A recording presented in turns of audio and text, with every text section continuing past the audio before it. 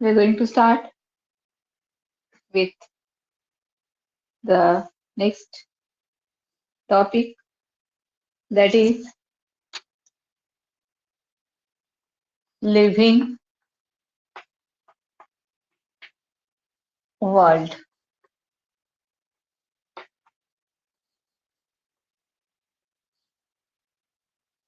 So you might be aware that your syllabus has been reduced by 25%.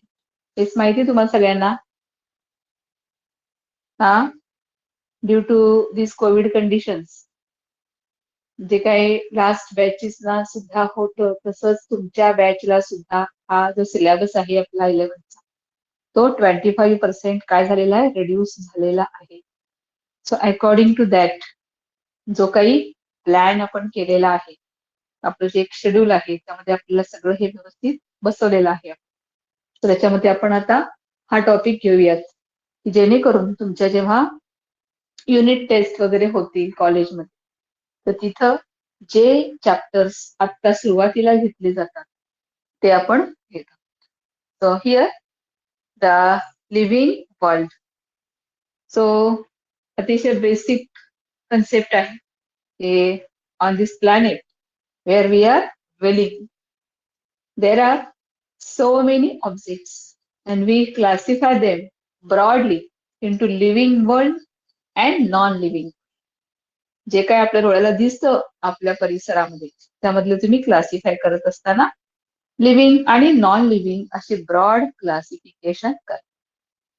So as far as our syllabus is concerned, we are going to deal with the living objects, that is the components of the living world.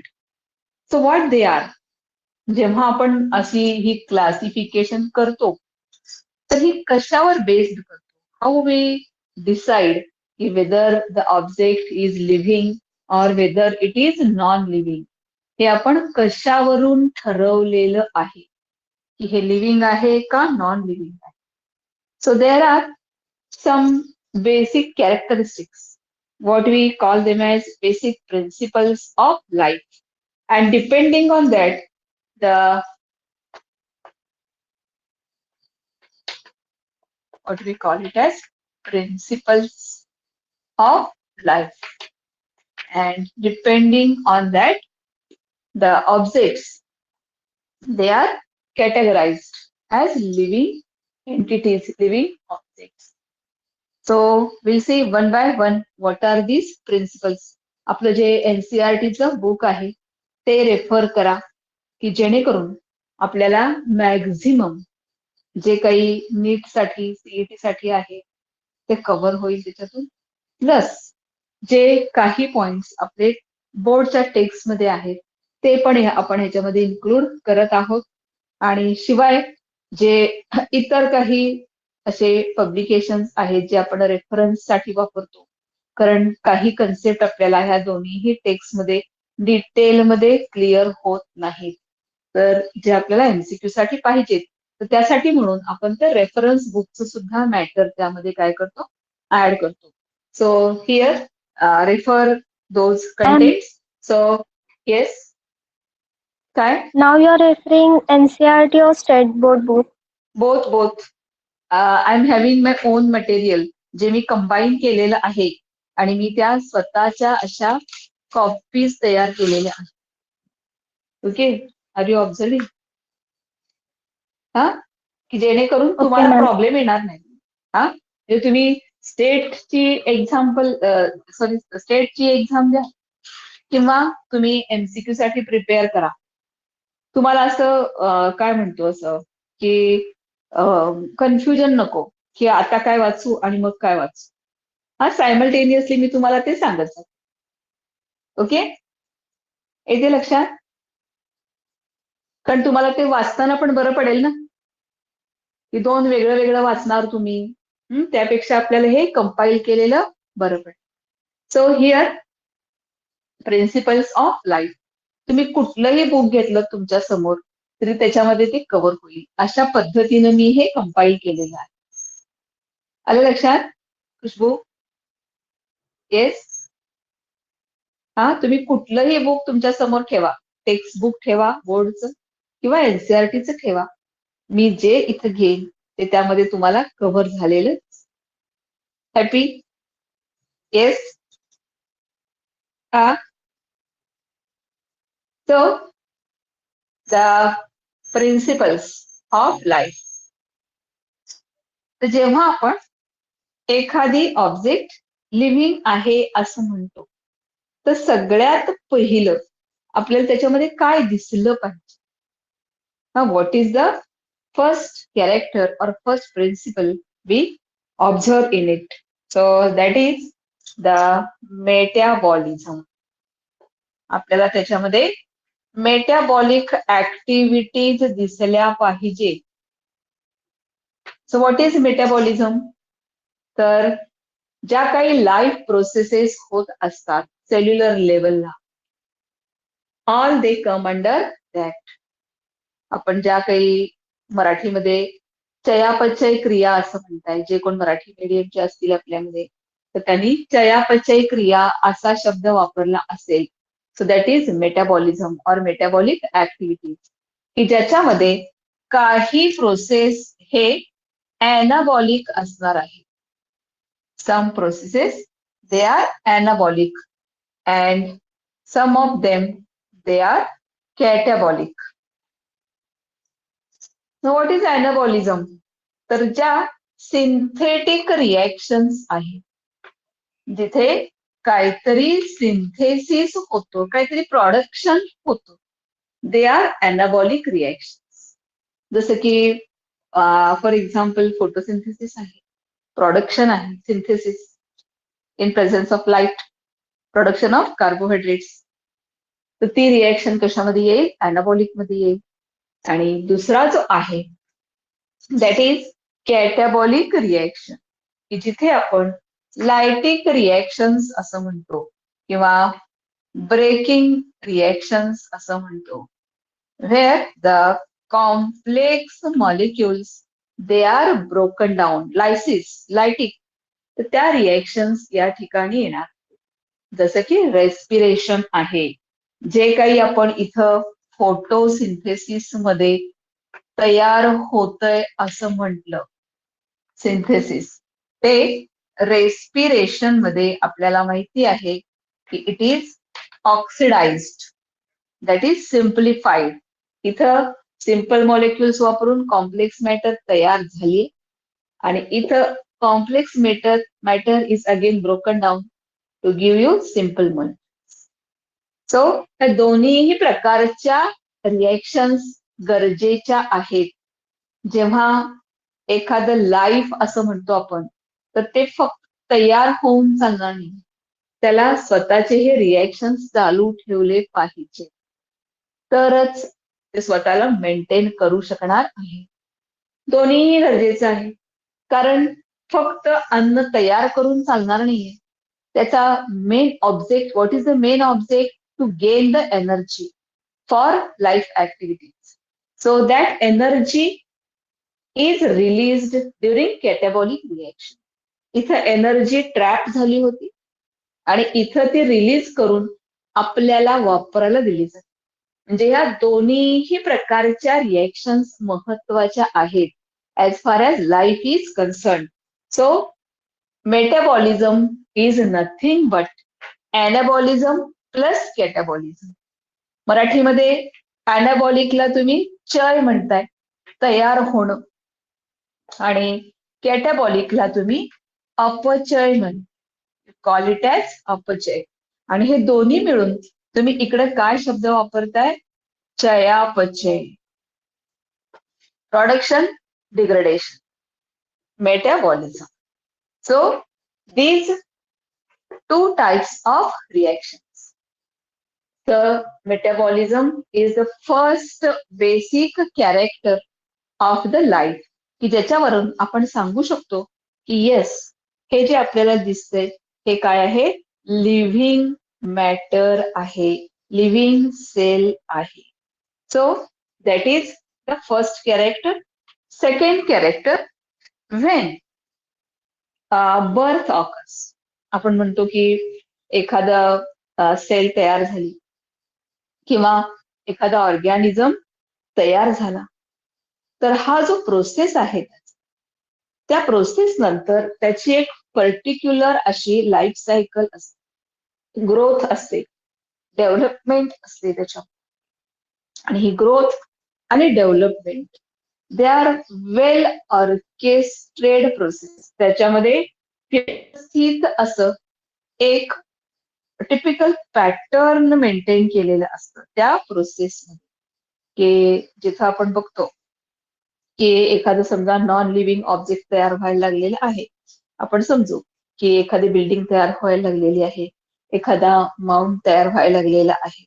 तर त्याच्यामध्ये ती जी growth होतीये that is not internal one, पण इथं मात्र internal factors असणार आहे. आणि ते internal factors they are going to bring about the growth and development in that individual, की जेणेकरून तो इंडिव्हिज्युअल स्वतःला फर्दर मेंटेन करू शकतो.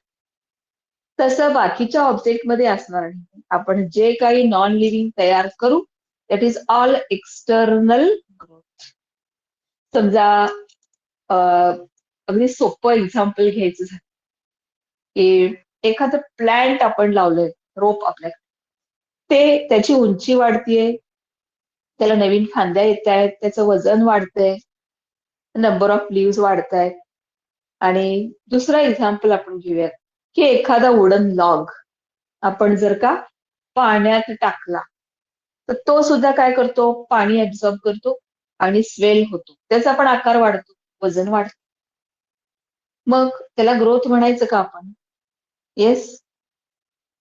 हा? हा? No. नो. कारण ती जी ग्रोथ आहे that is not because of internal factors. इथं जेव्हा लिव्हिंग बिईंग मध्ये आपण ग्रोथ असं म्हणतो, डेव्हलपमेंट असं म्हणतो, तर तिथं internally that is brought out. ते जे आहे त्यामध्ये बरेचसे हार्मोन्स आहेत, बरेचसे इंटरनल फॅक्टर्स आहेत आणि त्याच्यामुळं ती झालेली वाढ आहे. पण हे जे आपण सेकंड एक्झाम्पल म्हटलं that is because of external factor. त्यामुळं when you remove that external factor परत तो आहे तेवढा होईल. समजा आपण त्या वुडन लॉगला परत वाळवायला ठेवलं, तो पुन्हा होता तसा होणार. बरोबर आहे ना?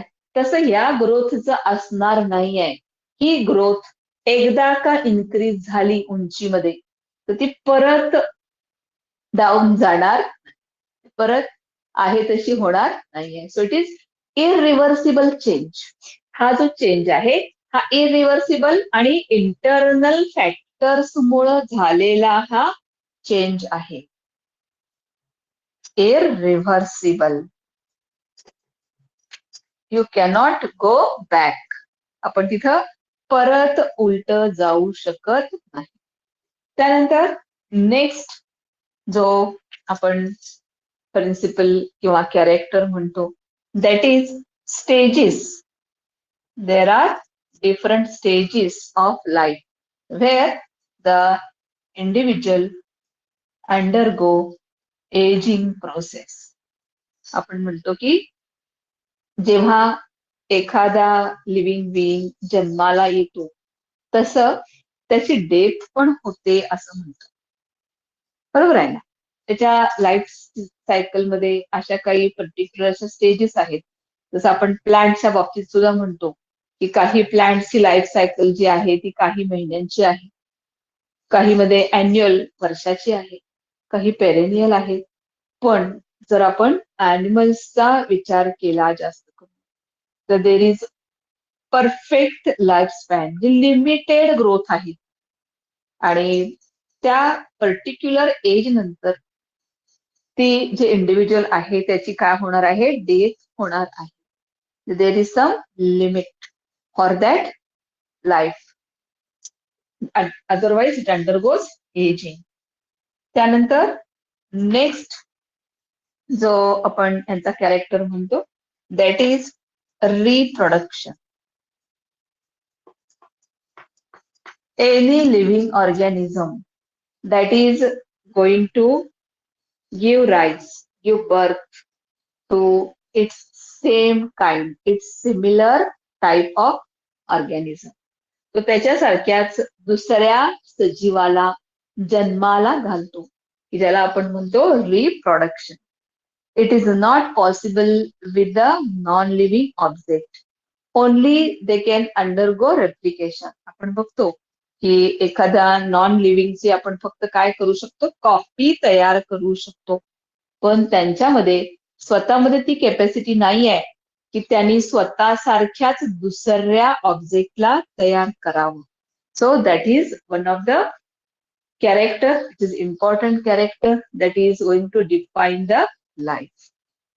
Then all these living beings, that is the basic capacity आपण बघितली त्याची, मेटाबॉलिझम, कॅटाबॉलिझम जे काय बघितली आपण, नंतर एजिंग आहे म्हटलं आपण त्यांच्यामध्ये, आणि त्याच्यानंतरचं कॅरेक्टर असणार आहे की हे सगळं झाल्यानंतर त्यांच्यामध्ये डेथ असणार आहे. जसं आपण स्टेजेस आहेत म्हटलं तसं त्यांच्यामध्ये डेथ सुद्धा असणार आहे, जी आपण नॉन लिव्हिंग मध्ये म्हणत नाही.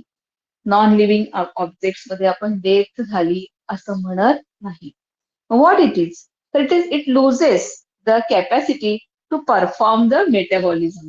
हे जे काय ते परफॉर्म करत असतं मेटाबॉलिक ऍक्टिव्हिटीज, त्या करण्याची कॅपॅसिटी गेली त्या बॉडीची की आपण त्याला काय म्हणतो, now the body is dead. So that death is one more character. त्यानंतर आणखीन एक कॅरेक्टर आहे, that is responsiveness. Responsiveness or what you call it as irritability. We are calling the character as irritability. So that is the character where the living beings, they immediately give response to any external change. Temperature असेल किंवा any chemical असेल, कुठलाही external factor आहे तो यांच्यामध्ये लगेच stimulation करतो and they show irritability. Take our example. आपलंच बघा की चेंज इन टेम्परेचर नुसार आपण आपल्यामध्ये बदल करतो. We maintain our temperature of the body. बाहेर काहीही टेम्परेचर असू तर आपल्या बॉडीचं टेम्परेचर मात्र काय ठेवलं जातं, मेंटेन आहे तसं ठेवलं जातं. Even there are some other biological changes which are with respect to changes in the surrounding environment मध्ये जसे बदल होतील त्यानुसार बदल होतात. So that character we call it as irritability or responsiveness of the living beings. So all these characters, यातले काही characters तुम्ही जे तुमच्या टेक्स्ट तुम्ही जर रेफर करत असाल तर त्याच्यामध्ये काही कॅरेक्टर आपल्याला आपल्या स्टेट बोर्ड मध्ये दिलेले आहेत, काही कॅरेक्टर तिकडे आपल्या एनसीईआरटी मध्ये दिलेले आहेत. पण इथं आपल्या दृष्टीनं, नीटच्या दृष्टीनं काय महत्वाचं असेल तर याच्यामधले इन्क्लुझिव्ह कॅरेक्टर्स कोणते, किंवा जे आपण डेफिनेट कॅरेक्टर कोणते असं म्हणतो. So are you having any idea की जेव्हा आपण हे कॅरेक्टर इथे लिहिलं रिप्रोडक्शन, तर जर आपण म्यूलचा विचार केला, you know the creature mule, yes, खेचर म्हणतात मराठी, माहिती आहे आपल्याला? येस, हा, so it is the cross breed product. हे जे आहे हे क्रॉस ब्रीडिंग मधून तयार झालेलं प्रॉडक्ट आहे, जिथे हॉर्स आणि डॉंकी हे इंटरब्रिडिंगचं प्रॉडक्ट आहे, की जिथे हॉर्स आणि डॉंकीच्या क्रॉसिंग मधून हा म्यूल तयार झालेला असतो.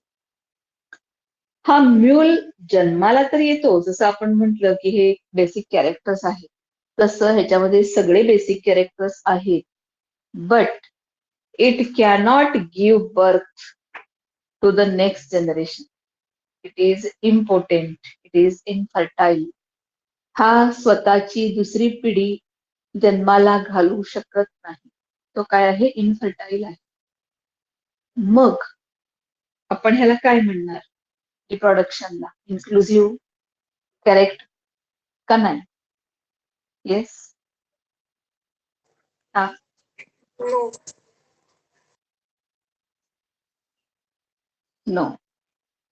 So in other words, saying here, when mule is produced, जेव्हा म्यूल तयार केलाय, तर तेव्हा त्याचे जे पेरेंट्स आहेत तिथं आपण इंटरफेरन्स केलाय नेचरने.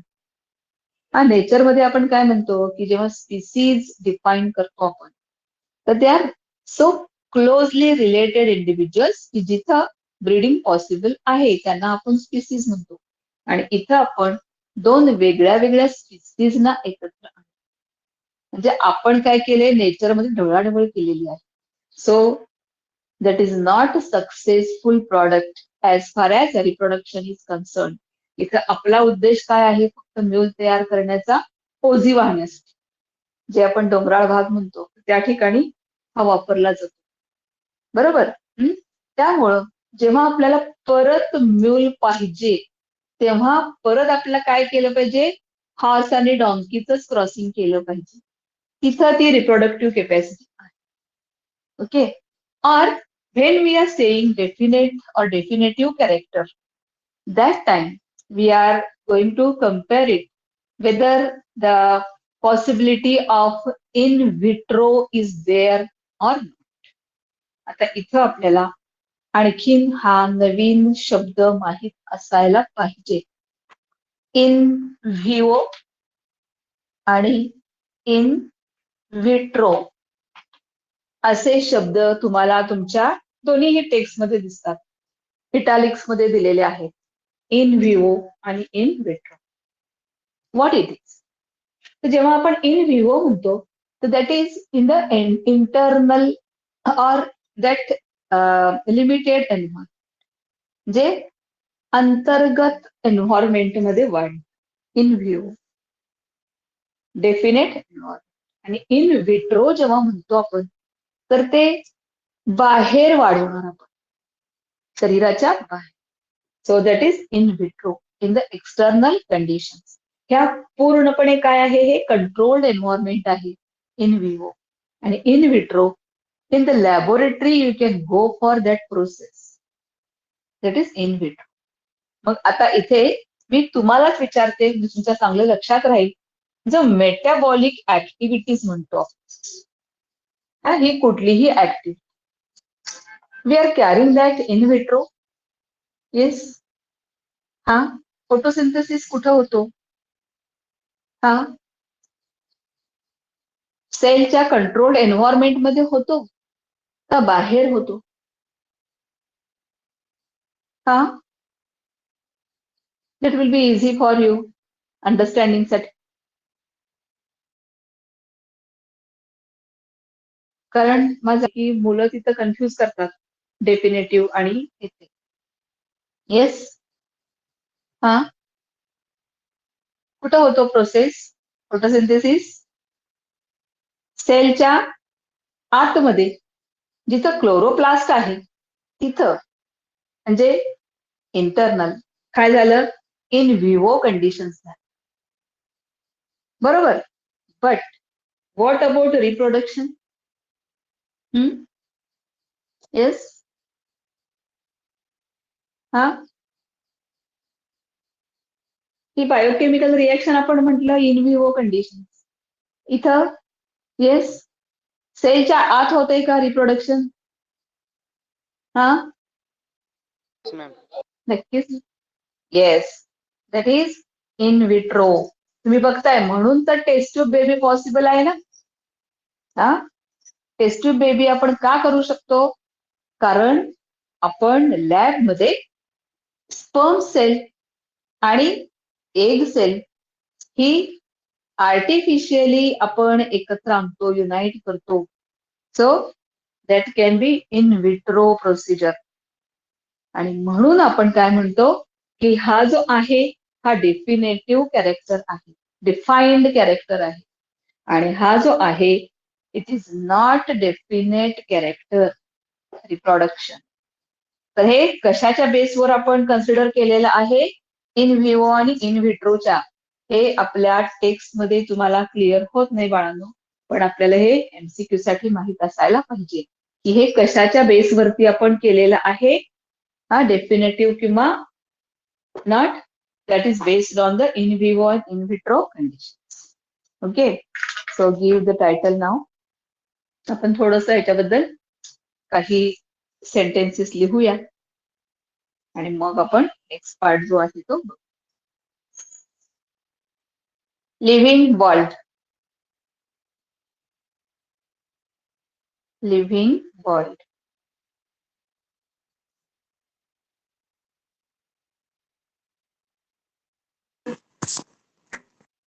On the earth, on the earth, there are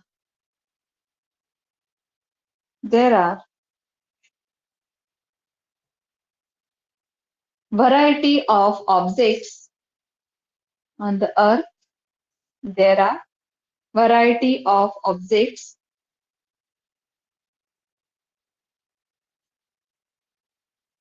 which are classified into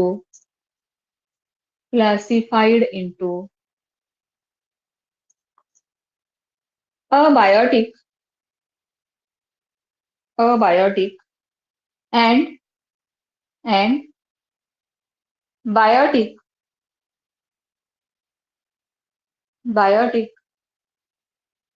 components. Abiotic and biotic components.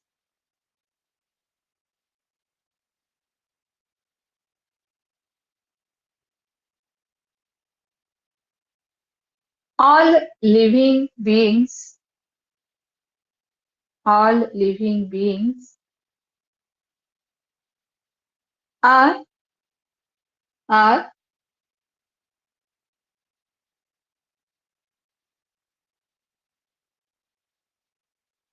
showing some basic characters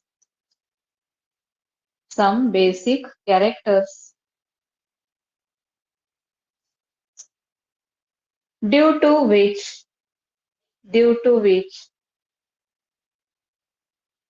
they are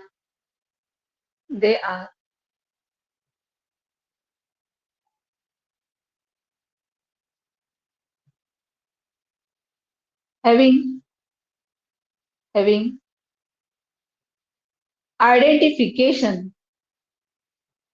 identification difference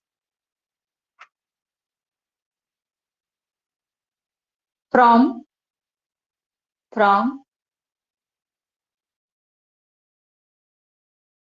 in object.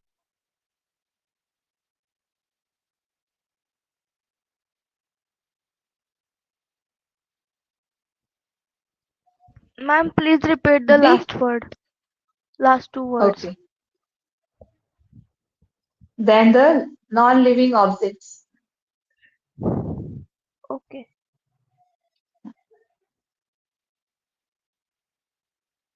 These characters are known as basic principles of life. Basic principles of life.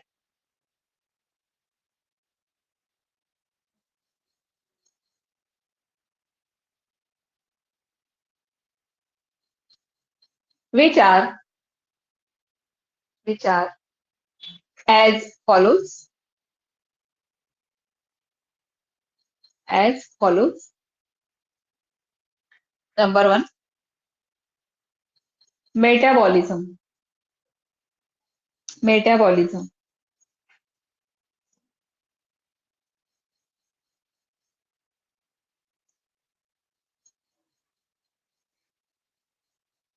It is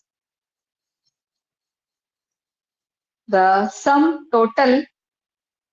It is the sum total of of biochemical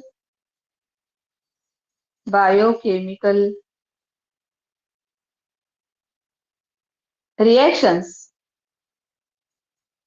Biochemical Ma'am, please reactions. repeat. Okay. It is sum total. What I am saying? Sum total of biochemical reactions.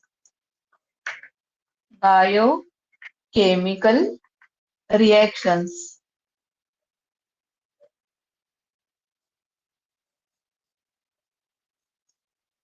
that are taking place that are taking place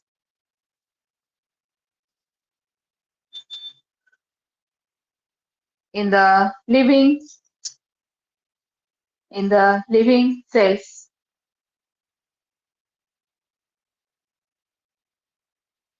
Where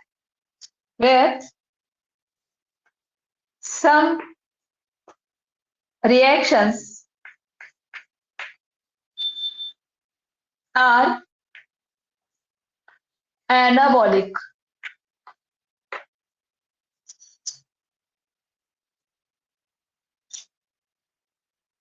Where synthesis of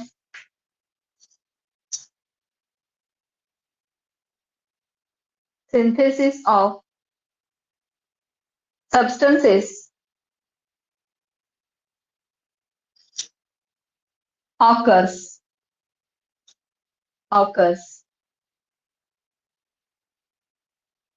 and and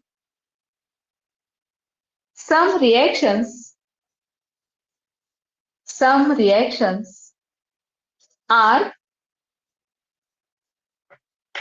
catabolic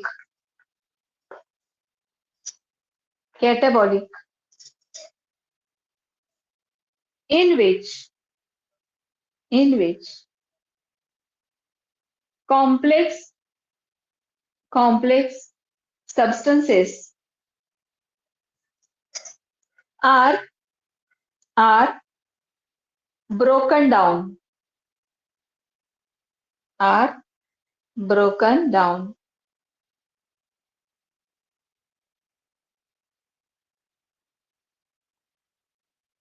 Therefore, we can say metabolism is equal to anabolism plus catabolism. Anabolism plus catabolism.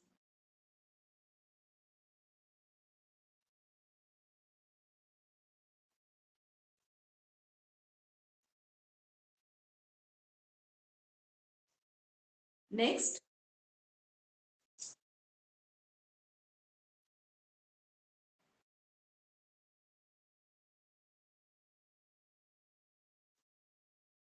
next character.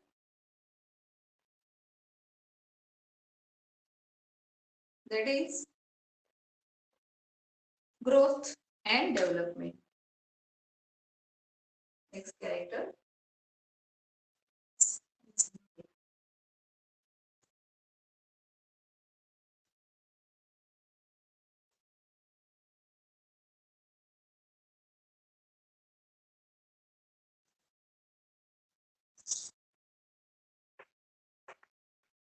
Growth and development.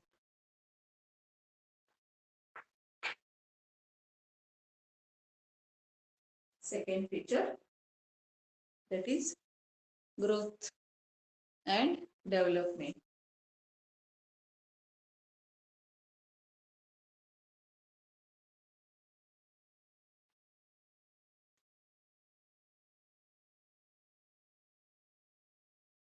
After birth,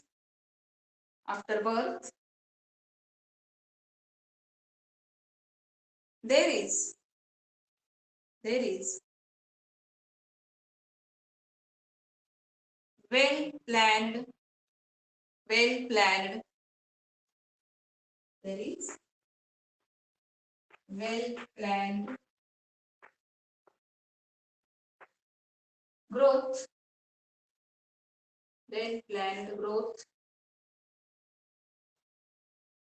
and development which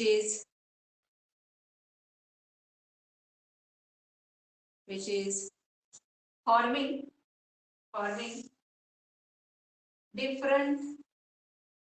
different stages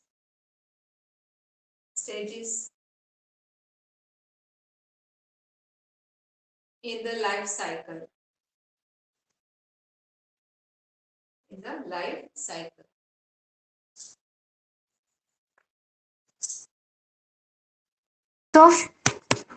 Third, aging. Ma'am, Or what you call limits to growth and development. Aging or limits to growth and development.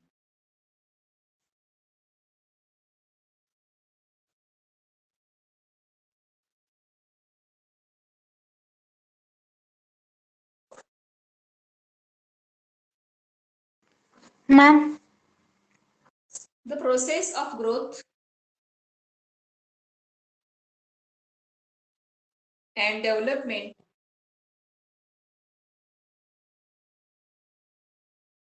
will stop at certain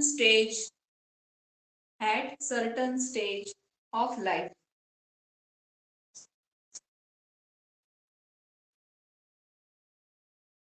That is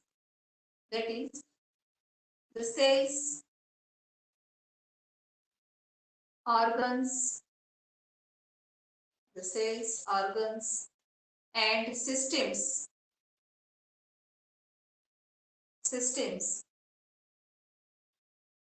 will start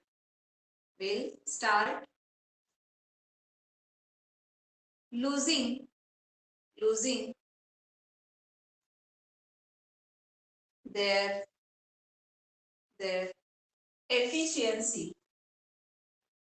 their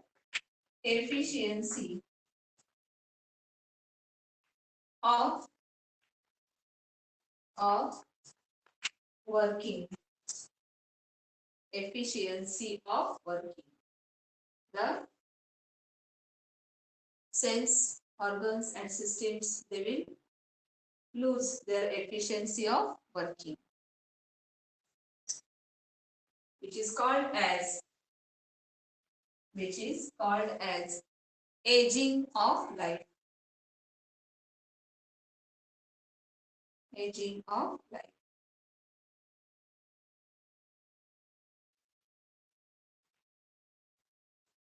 Next, reproduction. Next character, reproduction.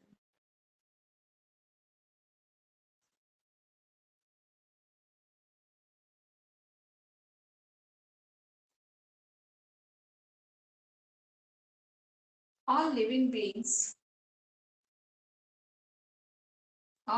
beings are are capable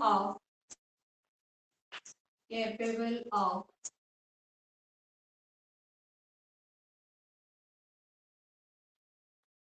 giving birth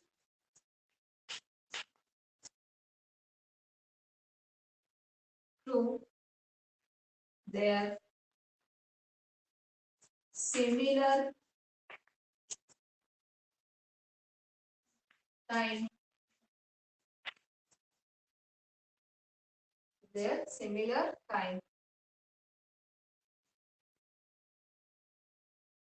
which is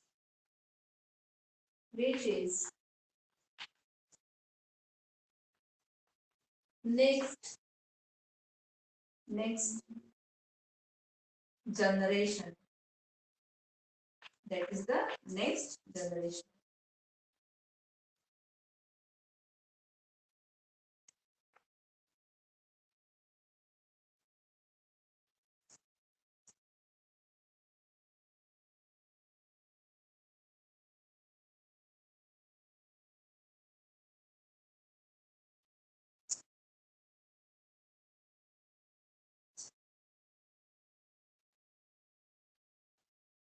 Hello? Next, death. Next character, that is death.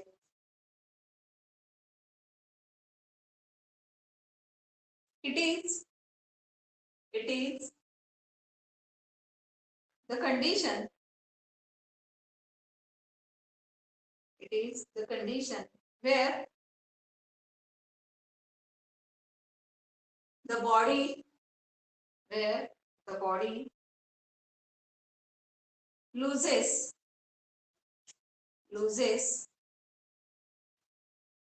where the body loses its capacity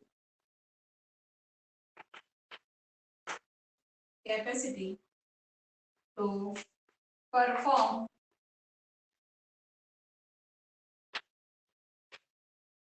metabolic activities.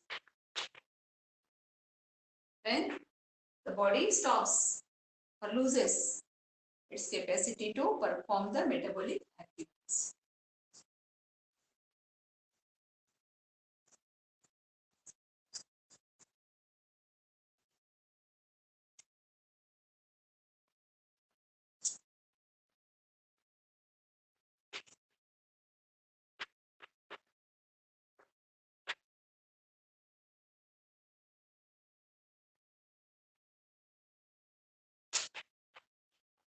Next,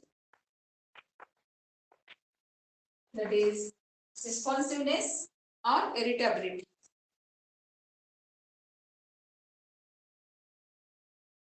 Responsiveness or irritability.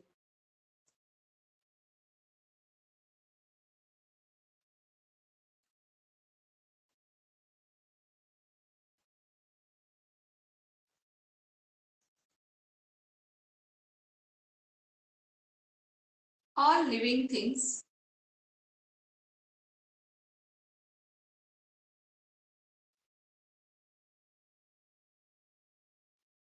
respond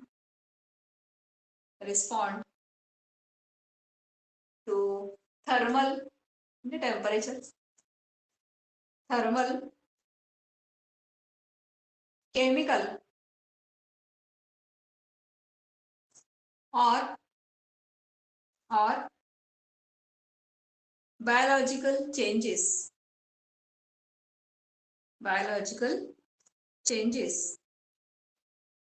in the in the surrounding environment. In the surrounding environment.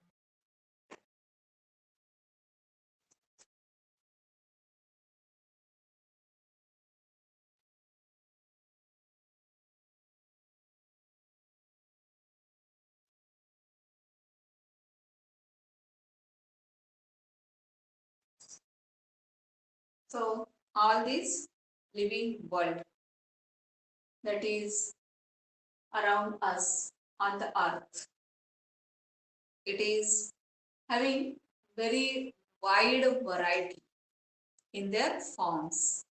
आपल्याला खूप अशी wide range variety बघायला मिळते यांच्यामध्ये. What we call it as diversity. आपण त्याला diversity असं म्हणतो. मराठीमध्ये त्याला विविधता असं म्हणतो. यू मस्ट बी अवेअर की जर का आपण फक्त प्लांट आणि ॲनिमल्सचा जरी विचार केला तर there are millions of species. जवळपास आपण म्हणतो की 2.5 लाखापेक्षा सुद्धा जास्त प्लांट स्पीसीज अस्तित्वात आहेत आणि त्याच्याही पेक्षा जास्त 3.5 लाखापेक्षाही जास्त आपल्याला प्लांट स्पीसीज ॲनिमल स्पीसीज हे जे बघायला मिळतात अशी वाईड व्हरायटी बघायला मिळते आपल्याला.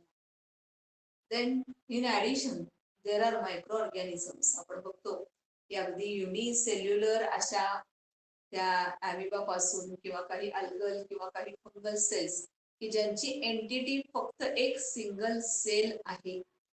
From that up to the huge plants or animals जे आपण अतिशय मोठे असे ॲनिमल्स किंवा प्लांट्स. तर ती व्हरायटी आपल्याला बघायला मिळते. ती वाईड रेंज आपल्याला बघायला मिळते जिथं त्यांच्या morphology anatomy all it is different. There is a lot of difference between them. So the common term we use for that is diversity. You can imagine की सिंगल सेल पासून ते अतिशय मोठा महाकाय अशी जी आपण तिथपर्यंत आपल्याला ही व्हरायटी जी आहे ती बघायला. देन द क्वेश्चन अरायझेस की इफ इट इज सो तर इतकी म्हणजे बिलियन्स मध्ये जर का ती व्हरायटी आहे तर how we are going to study them. आपण त्यांना स्टडी कसं करणार. इज इट पॉसिबल की बाबा दररोज एक आपण त्यातला ऑर्गॅनिझम स्टडी करायला लागलो तर आपल्या लाईफ टाईम मध्ये हे पॉसिबल आहे का सगळे स्टडी करणं. हा सगळे जाऊ देत काही स्टडी करणं तरी पॉसिबल आहे का आपल्याला. येस. हा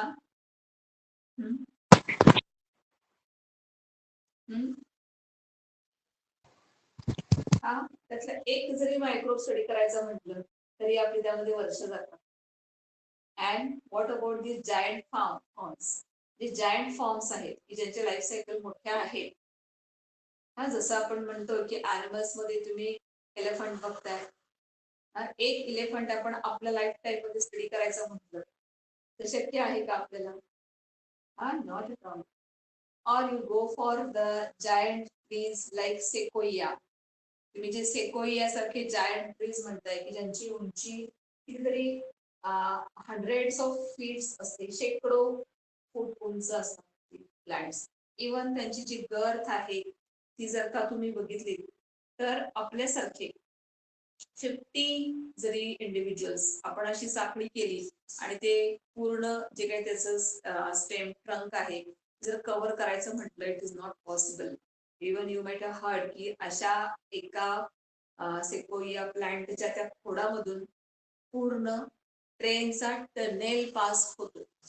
हा आहे केलेला आहे. कॅन इमॅजिन की किती जायंट असणार. तर ही जर वाईड व्हरायटी आहे आणि आपण जर स्टडी करायचं म्हटलं तर आपल्या एका लाईफ स्पॅन मध्ये हे शक्य नाहीये. So for that purpose systematic study is required. त्यासाठी काय पाहिजे आपल्याला सिस्टेमॅटिक्सचा आधार घेतला पाहिजे. सो दॅट सिस्टेमॅटिक्स जे आहे की जिथे आपण ह्यांची एक अशी अरेंजमेंट करतो according to some rule. We are following that arrangement, की जिथे आपण सेम कॅरेक्टर सिमिलर कॅरेक्टर्स असणाऱ्यांना एका ग्रुपमध्ये घालतो. व्हेरिएशन यायला लागलं की त्याचा नवीन ग्रुप तयार करतो. आणि ही जी ब्रँच आहे सिस्टमॅटिक्स म्हणतो आपण तिला, तर त्या ब्रँच मध्ये आपल्याला मग एका एका ग्रुपमध्ये बरेचसे सारखे कॅरेक्टर असणारे एकत्र स्टडी करता येतील. That will be easier for study. Otherwise जर आपण ही डायव्हर्सिटी स्टडी करायचं म्हटलं, it will be a cumbersome job. त्याला आपण आपलं लाईफ पुरणार नाही. So what are the ways to study them? मग आपण काय कसं स्टडी करू शकतो यांना? तर there are so many different types of tools which are used to study them in systematic way. त्याला ह्या सायंटिफिक मेथड शास्त्रीय पद्धतीनं स्टडी करण्यासाठी म्हणून काही टूल्स आपण वापरतो. So in that the first very important part, that is herbarium. It is singular one, plural is herbaria. So what is herbarium? So the individual plants or species of algae, whenever some scientist or some person come across की बाबा हे नवीन आहे, तर त्याची एका sheet वरती व्यवस्थित अशी त्याची अरेंजमेंट केलेली असते, मांडणी केलेली असते. So here the card sheets they R taken and the individual plant species. समजा आपल्याला एखाद्या प्लांटची फांदी मिळालेली आहे, त्याच्यामध्ये त्या प्लांटचे सगळे कॅरेक्टर्स दिसतात आपल्याला. We are getting all the characters of that particular individual plant. तर अशा प्रकारची ब्रँच आपल्याला मिळालेली आहे. तर that branch we allow to dehydrate gradually. काय केलं जातं, त्या मिळालेल्या मटेरियल मधला हळूहळू जो मॉइश्चर आहे तो रिमूव्ह केला जातो. द मॉइश्चर इज रिमूव्ड, की ज्याला आपण काय म्हणतो, dehydration. What we call it as dehydration. कसं केलं जातं हे, तर that particular material is kept in the papers. साधे आपण जे जुने न्यूजपेपर्स, रद्दी पेपर जरी वापरले तरी चालतात. सो त्याच्यामध्ये प्रेस करून ठेवलं जातं, एकाच्या वर एक असे ते रचले जातात. दे are kept and they are pressed, की जेणेकरून त्यातलं मॉइश्चर त्या पेपरमध्ये ऍब्सॉर्ब होईल. आणि ती जी आपल्याला मिळालेली मटेरियलची ब्रँच, जी काय फांदी असेल, जे काय तुम्हाला मिळालं असेल, फ्लॉवर असेल, जे काय तुम्हाला मिळालेलं आहे, ते हळूहळू म्हणजे ग्रॅज्युअली काय होत जाईल, डिहायड्रेट होत जाईल, सुकत जाईल, वाळत जाईल. Of course it takes time. हे असं एका दिवसामध्ये करायचं नाहीये की ते प्लॅन्ट आणलं, पटकन त्याला ओव्हन ड्राय केलं, असं चालणार नाहीये. हे ग्रॅज्युअली पेपरवरच करायचं आहे, की ज्याला आपण 1-2 दिवसांनी ते पेपर बदलत राहू. We are going to change those papers so that the moisture will not create any fungal infection or any other attack over there. त्या ठिकाणी कुठल्याही प्रकारे डिकम्पोजिशनची क्रिया चालू होऊ नये एवढी काळजी घेऊन ते पेपर बदलत राहणं गरजेचं आहे. And after some period you will find that now the moisture has been removed. ते बऱ्यापैकी ड्राय झालेलं आहे. So that specimen now you are going to get on the card sheet paper, and here with the help of any adhesive, तुम्ही एखाद्या adhesiveच्या मदतीनं हे इथं stick करणार आहात. आता तुम्ही म्हणाल की मी ह्यात काय, आम्ही असे ग्रीटिंग करतो. करताय ना तुम्ही, तुमची क्रिएटिव्हिटी, की तुम्ही तुम्हाला आवडते जे काय पानं, जे काय मिळेल ते ड्राय करून तुम्ही असे करताय की नाही ग्रीटिंग. तर थोडीफार तशीच मेथड, पण इथं आपण सायंटिफिकली जातो, ग्रॅज्युअली डिहायड्रेशन करतो आणि हे जे आहेत यांच्यावरती फंगल किंवा इतर काही अटॅक होऊ नये म्हणून मर्क्युरी क्लोराईड जे आहे त्याचं डस्टिंग करतो त्याच्यावरती, की जेणेकरून हे आहे असं राहावं. इथं केअर शुड बी टेकन की ह्याचं जे काय कलर असेल ओरिजिनल किंवा जो शेप असेल तो बिघडू द्यायचा नाही. म्हणून मी म्हटलं ग्रॅज्युअल डिहायड्रेशन. नाहीतर पटकन आणलं ओव्हनला टाकलं किंवा इस्त्री मारली आणि ठेवलं असं चालणार नाहीये इथे. हे स्टेप बाय स्टेपच करायचं आहे. मग याच्यावरती जेव्हा तुम्ही हे स्टिक कराल फायनली, तर ही जी हर्बॅरियम शीट असते तर तिथे एक असा कॉलम केलेला असतो जिथं हे कुणी कलेक्ट केलं त्या माणसाने हे इथं इन्फॉर्मेशन भरायची असते. आता हे जे आहे त्याचं तुम्ही जी काय याचा ग्रुप केला असेल की डायकॉट आहे का मोनोकॉट आहे, तर कुठल्या क्लासमध्ये येतं, त्याचा फॅमिली कुठली आहे, जीनस कुठला आहे, स्पीसीज कुठली आहे, हे सगळा डेटा इथं you are going to fill. Finally तुम्ही तिथं तुमचं नाव लिहायचं असतं की हे कुणी कलेक्ट केले आणि ही माहिती जी आहे त्याची हे कुणी शोधले, हे कशातलं आहे, कुठल्या ग्रुप मधलं आहे. आता खाली इथं आपलं नाव लिहायचं असतं आणि डेट घालायची असते की हे तुम्ही कधी कलेक्ट केलंय, ती डेट त्या ठिकाणी घालायची असते. And such herbarium sheets they are kept for so many years. खूप वर्ष तुम्ही हे आहे असं ठेवू शकताय. जे नेक्स्ट जनरेशन ज्या येतील स्टडी करण्यासाठी त्यांना हे वापरलं जाऊ शकतं. फक्त कसं आहे की in between you go on surveying की त्यामध्ये काही बदल झाला नाहीये ना, किंवा तुम्ही हे स्प्रेस मध्ये डस्टिंग जे आहे ते मध्ये मध्ये करू शकताय, किंवा जर का काही कारणाने मॉइश्चर येत असेल तर तुम्ही ह्याचं प्रोटेक्शन जे आहे ते करू शकताय. आणि तुमच्या माहितीसाठी for your kind information you can store them for hundreds of years. आपल्याकडे असे जे रिसर्च सेंटर्स आहेत तिथं जो स्टडी चालतो तो याच बेसिसवर चालतो की जे इंडिव्हिज्युअली हर्बॅरिया करून ठेवलेले आहेत आणि ते आपण रेफरन्स साठी वापरतो. समजा मला जर का वाटलं की दिस प्लांट इज न्यू असं मला वाटलं, पण ते खरोखर नवीन आहे का नाही हे चेक करायला पाहिजे. So for that purpose you are going in those herbaria. तर त्या हर्बॅरियामध्ये जाऊन तुम्ही तुम्हाला मिळालेलं तिथं रेकॉर्ड आहे का हे चेक करावं लागतं. अदरवाईज मला वाटलं नवीन म्हणून नवीन आहे असं चालत नाही. So these herbaria they are the very good source of studies in the field of systematics. Then the one more taxonomical aid. आता इथे जी आपण स्टडी करतो टॅक्सॉनॉमी, तर त्यासाठी म्हणून आपण आणखीन एक इथे मदत घेतो, दॅट इज बॉटॅनिकल गार्डन्स.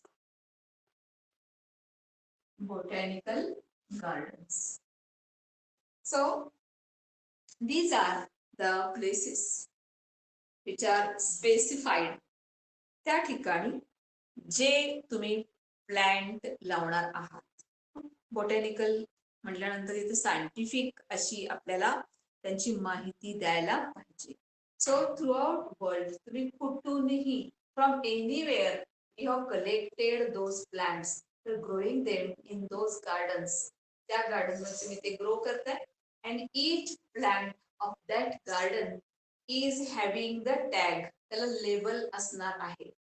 त्या प्लांटचं नाव काय आहे, सायंटिफिक नाव काय आहे आणि त्याची फॅमिली काय आहे, तुम्ही कधी लावले, कुठल्या वर्षी लावले, असा त्या इंडिव्हिज्युअल जे काय प्लांट तिथं रेज झालेलं आहे तर ह्या प्लांट वरती हा काय असतो असा लेबल बोर्ड लावलेला असतो.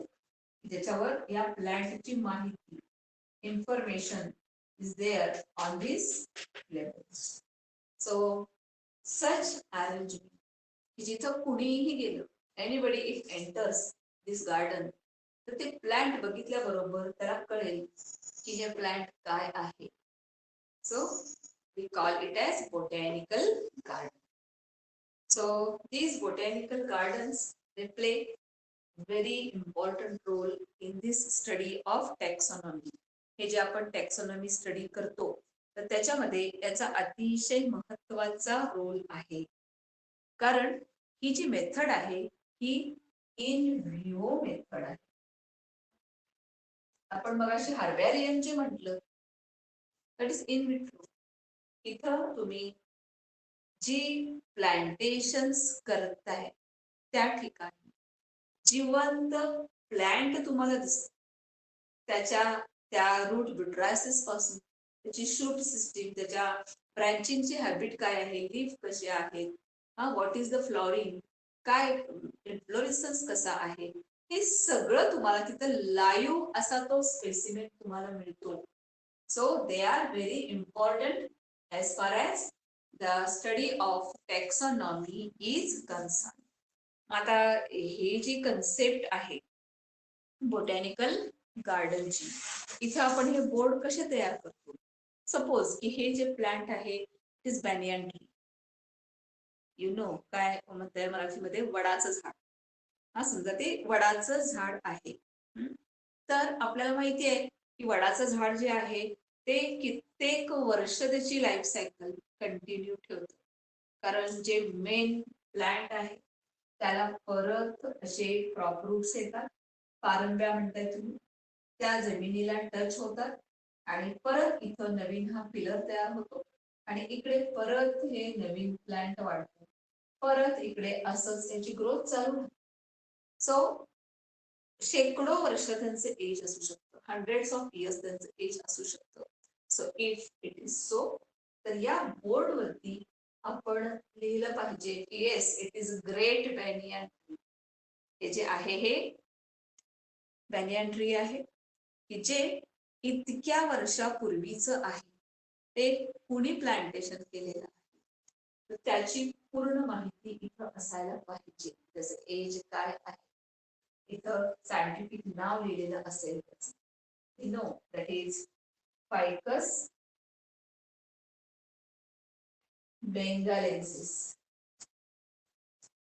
हे त्याचं सायंटिफिक नाव असणार आणि त्याची एज जी आहे ती इथं लिहिलेली असणार आहे आणि त्याचे जे कॅरेक्टर्स आहेत ते इथं 1 by 1 खाली मेन्शन केलेले असणार आहेत आणि तो बोर्ड जो आहे तो या एंटायर त्या ट्रीच्या पूर्ण त्या विस्तारावरती तो लावलेला असणार.